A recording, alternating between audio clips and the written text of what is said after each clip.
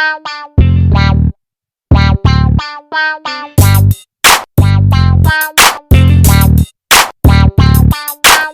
to Pregame at Franklin's.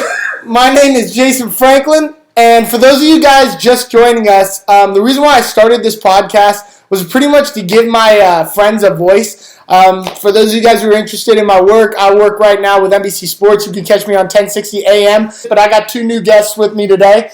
I got Ahmed Kasim, make sure I said that correctly. He lives next door, and he's also from my hometown of Simi Valley, California. How you doing, Ahmed? Good, you? I'm doing fantastic. With him is my boy Chris Gazzetti, also from Simi Valley, California. Worldwide 805 for life. Let's go. Chris Gazzetti, how you doing today? Nice. All right. And over here to my right is Joe Wilner. I'm You're gonna fucking edit me. No, don't edit me. You're such a dick. Our first topic is going to be technology. My buddy over here, Chris, next door neighbor, just got done driving a Tesla. How was that for you, buddy? It's phenomenal. Yeah, well, what?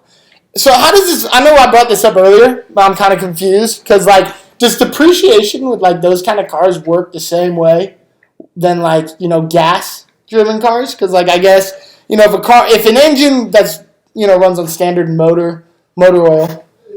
It depends. I think there's less depreciation in terms of. You mean like wear and tear? Yeah, like wear and tear for the vehicle. I'd assume there's less because there's less moving parts, right? So less things to go wrong. Mm-hmm. Right? You learn about that in engineering, right? Yeah. So I mean, it's the difference between an internal combustion engine and an electric motor. Yeah. So I mean, inside a combustion engine, you keep just blowing shit up. So it's just gasoline, air, blow up, like push this shit. Pistons. And yeah, so there's a lot of wear and tear on the parts. Is this like the self-driving kind of Tesla? Yeah, scary. So how are they going to implement self-driving cars with like normal It's gonna be like a drivers? It has to be like. Did they talk about that? Well, I don't think they'll be able to communicate with other cars unless they configure them. Other cars with like some sort of network that will allow them to communicate with each other. I think they're going to be phased out. Do you think that there's going to come an issue with, like, we have a friend, Carlos Mendoza, who used to live in this household. Do you think he's going to have an issue, like, accepting the terms of having just self-driving vehicles? Like, do you think those kind of car lovers, so to say, are going to have issues? Of course they will. But what if you look at cars becoming, stuff you do as a hobby, right? Mm-hmm. So you go to a racetrack and you drive them that way. You can actually experience it to its fullest abilities, right? Carlos is a Honda S2000, but how often can you actually push it to its limits? But wouldn't you almost say that autonomous cars transcend what a car truly is? A car is a joining of man and machine, where something in the middle kind of thing? Well, no, the man has to work to control the vehicle, and the vehicle has to work to produce the effects. It's kind of the way humans have existed with everything, where we control the situation and predict the effects. And now we have a car which is not working with us. Now it's almost subservient to us, in a sense where it does everything. And do you think that's better? Do you think that's a good path? It's hard to see. I think it's better. I agree. But people that love driving, maybe not. There's songs that implicate you driving on the road by yourself, being in control as freedom. That is technically what people would symbolize as freedom. So if you were to take that away from people who truly believe that they're a cowboy, on a steel horse they ride, they're wanted dead or alive, like, Bon Jovi would say, you're taking that freedom, that sense away from them, because that's going to come to Harley Davidson riders, guys who just love the fact of being in control on the road. You're going to take that passion. There's millions of people passionate about not just cars, but being in control of a motor vehicle. If I may. Totally. If they all become autonomous, then wouldn't that be safer than people driving? But then it's like, so you're taking your passion away. That's what if they can still ride their motorcycles though, right? In a safe environment, what you're saying. Just even out of the streets. If these cars become autonomous, that means that they'll be able to notice that there's a rider there, and they can steer out of the way. They'll be more connected than other drivers. Let me put you in a situation where in rush hour, and the carpool lane's, speeding. Then you have the main lanes, which are clogged up. And you have a guy who's unpredictable, like let's say he's a motorcycle driver, who's unpredictable and wants to pull into the carpool lane. How does a self-driving vehicle predict what a person's going to do to cut them off? Well, it has sensors. That's technology. So they have light sensors that I don't know exactly what they have, but they take information in just like we do with our eyes, our ears, our nose. Yeah, much more accurately and safely than we ever could.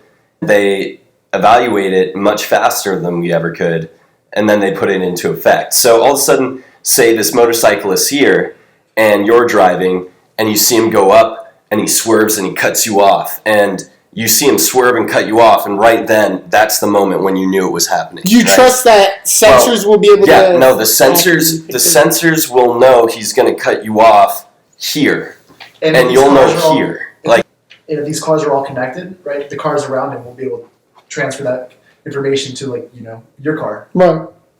How long do you think it will take for a process like that to be picked up? Well, it already is. Fully implemented into society. At this rate, it's hard to tell. I think within the next 10 to It's getting 15 quicker years, and it's going to quicker be every day. completely put into work. Well, gonna be I don't phased out. think so. I think No. so. You think they're gonna? That's so much infrastructure and so much. Not only the government as well. Well, and gasoline consumption and the whole economy would shift overnight.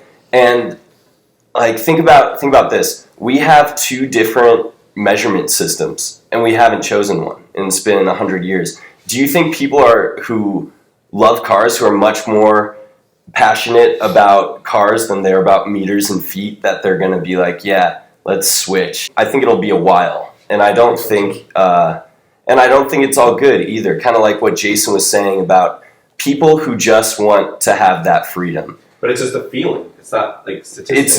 It's not only a feeling, dude. People have a passion. Yeah, People have a At the passion. same time, if it's proven to be that autonomous cars are safer on paper. Yeah, but do you want safe in your life? If your life was cookie cut, safe, no matter what, you have no risk, is that a better life for you?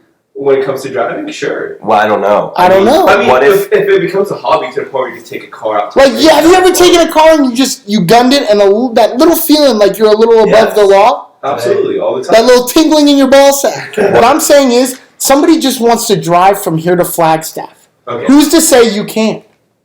Yeah, exactly. I mean, there's the idea of control. Yeah. All of a sudden, the people who control the technology will control the way we can use what we have. You know, you look at electricity, you look at internet, you don't pay those bills, all of a sudden you can't use those things. What if that was the same case with our car? What if all of a sudden they could say, hey, you didn't pay your car bill, 3 days on time, and you need to go to the hospital, you run outside, your car doesn't work. Don't you want to be able to have that supreme control over the things in your life that are necessary? Okay. It could be. It could, but do you think This is like a Black Mirror episode. Into the depths. If you thought the last topic was long, you're definitely going to think this topic's even going to be longer, because we're going to talk about social media and the obsession through our generation with social media, pros and cons, things that you pick up on. So I'm going to start with this question. Through experiences using social media devices, would you say that social media accurately presents the person online? I'm going to say no. No. No, because some people act differently on social media than they do at night. How so? They create an alternate reality. It's like, hey, I'm much cooler than what I actually am. Mm-hmm. Because you're like, oh, look at them, they're doing cool stuff, right? All the time. But you actually meet them in person, they're just the same person as you and I, right? Right. So they have this perceived perception. Everyone looks at them differently, like, oh my god, they're like a star, like they're a public figure. Mm-hmm. But in reality, they're just like us. They don't know what's going on. They just throw this stuff out there. They throw themselves out there to give them this flash. I would think of it this way, like, do I think that my social media accurately represents me? I would say no.